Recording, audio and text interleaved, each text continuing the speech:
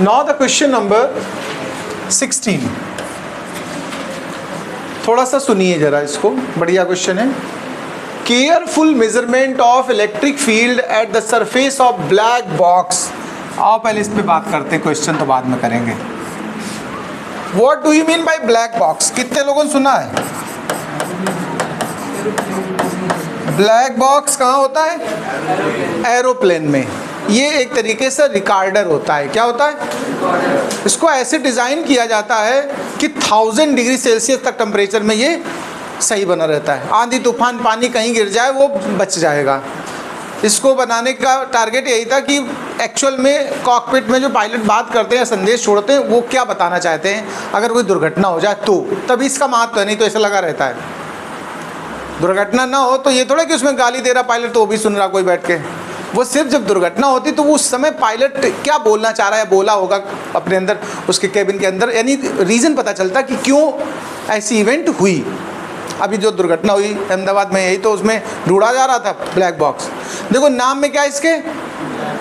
Black box, लेकिन colour कैसा होता है इसका? ऑरेंज। कैसा कलर होता है? ब्लैक बॉक्स ऑरेंज कलर का होता है, ध्यान रखना है। ये भी क्वेश्चन आता है जीके के लिए। कलर कैसा होता है इसका? ऑरेंज। ठीक है। अब इसका इम्पोर्टेंस केवल इसी बात के लिए जब कोई मतलब क्रैश वगैरह कुछ समस्या आ जाती तब उसमें इसका इम्पोर्टेंस है। और ये रखा कहाँ जाता है? केबिन में नहीं रखा होता है, पूंछ में रखा होता है, सबसे लास्ट में। माना ही जाता है कि प्लेन क्रैश जब होता है तो जो टेल होती है उसकी लास्ट का हिस्सा वो ज़्यादा डैमेज नहीं होता, इसलिए इसको वहीं लगाया जाता है। रिकॉर्डिंग कॉकपिट की होती है, नहीं जहाँ पायलट बैठते वहाँ की बातों को रिकॉर्डर ये होता है वहाँ लगा होता है सबसे पीछे। तो अक्सर जब जितने प्लेन क्रैश हुए हैं उनमें सबसे कम अगर डैमेज कोई पार्ट हुआ तो कौन सा हुआ? लास्ट वाला। ठीक है, वहीं इसको लगाया जाता है। तो ये तो ब्लैक बॉक्स की बात हो गई। अब हम बात करते हैं अपने क्वेश्चन की। हमारा क्वेश्चन क्या कहता है सुनिए जरा। इसमें कह दिया इसने net outward flux of the surface box is this. Flux given है, देखो हमें क्या गिवन है इस बार? फ्लक्स। वो कितना गिवन है? 8 × 10⁻³ न्यूटन मीटर स्क्वायर पर कूलम। ओके, फर्स्ट पार्ट सुनिए। What is the net charge inside the box? पहला पार्ट हमसे कह रहा है कि भैया नेट चार्ज फाइंड करिए। अच्छा एक बात बताओ, अगर आपको फाई गिवन हो, क्यू की बातें करनी हो, तुम्हारा दिमाग अगर काम करेगा फ्लक्स से तो कोई एक फार्मूला मन में अपने आप आएगा। वो कौन सा फार्मूला होगा? गॉस थ्योरम का। गॉस थ्योरम का फार्मूला क्या होता है? सब लोग याद कर लो। इलेक्ट्रिक फ्लक्स की value 1/ε0 times of the total charge इनक्लोजेस।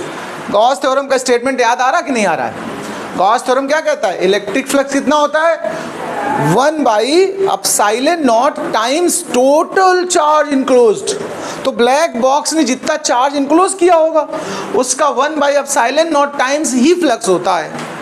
तो देखो फ्लक्स तो ये हुआ हमें, लेकिन फ्लक्स गिवन हमें तो चार्ज चाहिए।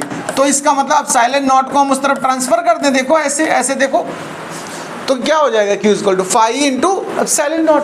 और फाई की वैल्यू जो हमको गिवन वो रख लो यहाँ। कितनी गिवन है? 8 × 10⁻³ ε0 की वैल्यू 8.85 10⁻⁻12। बस मल्टीप्लिकेशन बाकी रह गया भैया।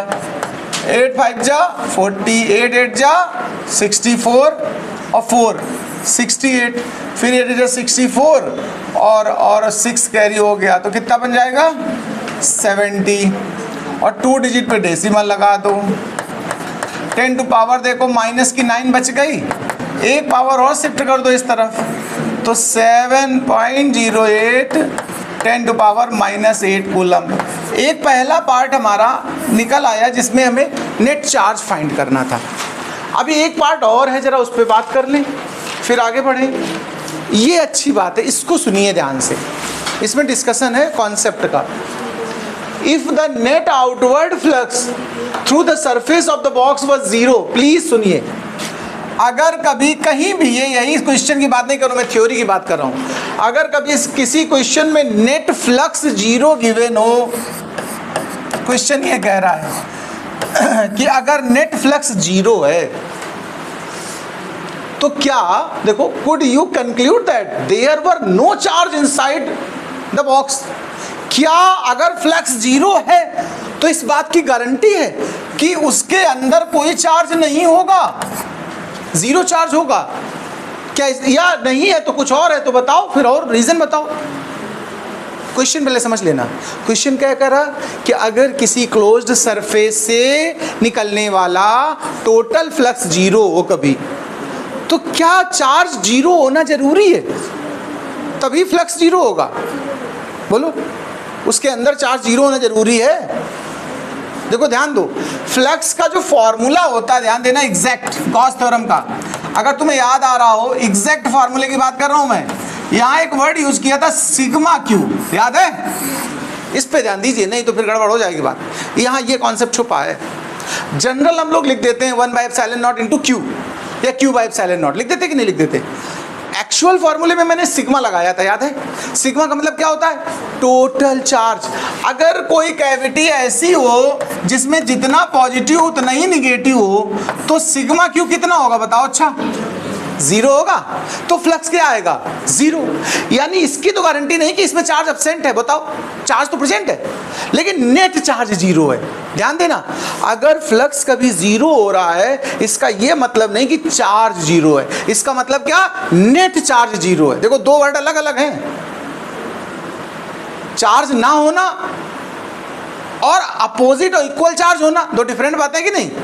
तो इस क्वेश्चन हमसे ये कहा था कि अगर फ्लक्स जीरो हो तो क्या चार्ज जीरो होगा? तो हम कहेंगे नो, नेट चार्ज जीरो। ध्यान देना, इसका आंसर क्या बनने वाला है? देखो, ये कंक्लूजन में नो आ रहा है, व्हाई नॉट बोला है, नो चार्ज इनसाइड, तो हम कहेंगे नो। पहली बात तो नो आंसर है हमारा, यानी ये बात नहीं क्लियर है, हम ये नहीं कह सकते कि चार्ज नहीं है, ये चार्ज जीरो है।